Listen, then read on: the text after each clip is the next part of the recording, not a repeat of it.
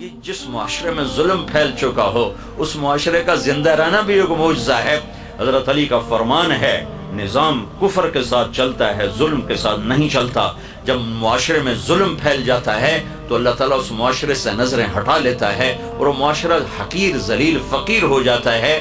ہمارے زوال کا سبب یہ نہیں کہ بجلی کوئی نہیں اور گیس کوئی نہیں، ہمارے زوال کا بہت بڑا سبب ہے کہ ہمارے عوام بھی ظالم ہیں، ہمارا غریب بھی ظالم ہے، مالدار بھی ظالم ہے، دیہاتی بھی ظالم ہے، شہری بھی ظالم ہے۔ حکومت تو بعد میں آتی، پولیس فوج تو بعد میں آتی ہے، پہلے تو عوام میں ظلم کی جڑیں گہری ہو چکی ہیں اور اس حد تک جا چکی ہیں کہ ظلم کرتے ہوئے احساس ہی نہیں کہ میں کتنا بڑا گناہ کر رہا ہوں۔ شراب پیتے ہوئے احساس ہے کہ گناہ کر رہا ہوں، زنا کرتے ہوئے احساس ہے گناہ کر رہا ہوں، کسی کو دھوکہ دیتے ہوئے کوئی احساس نہیں کہ میں کتنا بڑا ظلم کر رہا ہوں، کتنا بڑا گناہ کر رہا ہوں۔ تین چیزیں ایسی ہیں جو معاشرے کو زیرو کر دیتی ہیں، تباہ کر دیتی ہیں، صفحہ ہستی سے مٹا دیتی ہیں، اور وہ تینوں میرے دیس میں موجود ہیں۔ میں حکمرانوں کو رونا کیا روں اور میں محکموں کا رونا کیا روں، میرا تو ریڑھی والا بھی اس کا شکار ہے۔ ایک ظلم جس معاشرے میں ہوتا ہے وہ معاشرہ زندہ رہنے کا حق کھو دیتا ہے۔ ایک جھوٹ جس معاشرے میں جھوٹ ہوتا ہے وہ عزت کا حق کھو دیتا ہے، ذلت کا طوق ان کے مقدر کر دیا جاتا ہے۔ میرے نبی نے فرمایا تمہیں بڑے گناہ بتاؤں؟ کہ کیا؟ کہ شرک کرنا، قتل کرنا، ماں باپ کی نافرمانی، اور آپ ایسے ٹیک لگا کے بیٹھتے ہیں، ٹیک لگا پھینک لیا، اور اب بتاؤں، سیدھے ہو گئے، پہلے ٹیک لگا پھر یوں سیدھے ہو گئے، اور اب بتاؤں الا وقول الزور،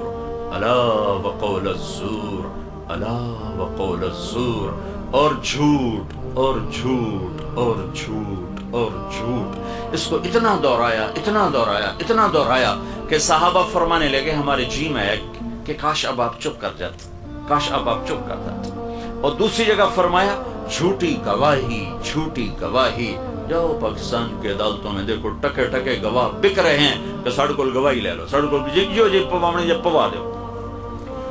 تو ایک ظالم معاشرہ سر اٹھا کے زندہ نہیں رہ سکتا، پست ہونا ہی مقدر ہے۔ ایک جھوٹ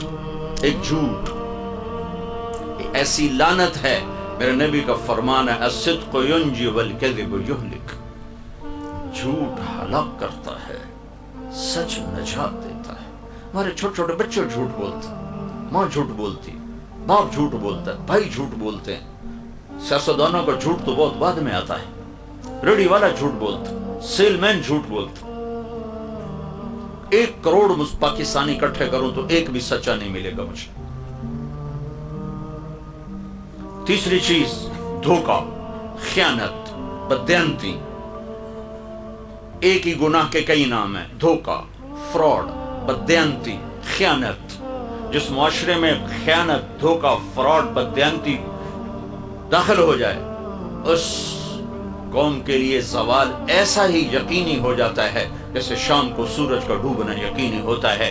جیسے سورج کو واپس نہیں لا سکتا اس معاشرے کو ذلت سے واپس کوئی نہیں لا سکتا۔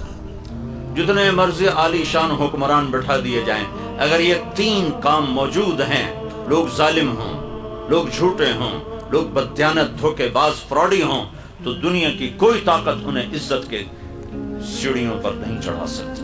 ان کے لیے ذلت کی گہرائیاں مقدر ہو گئیں۔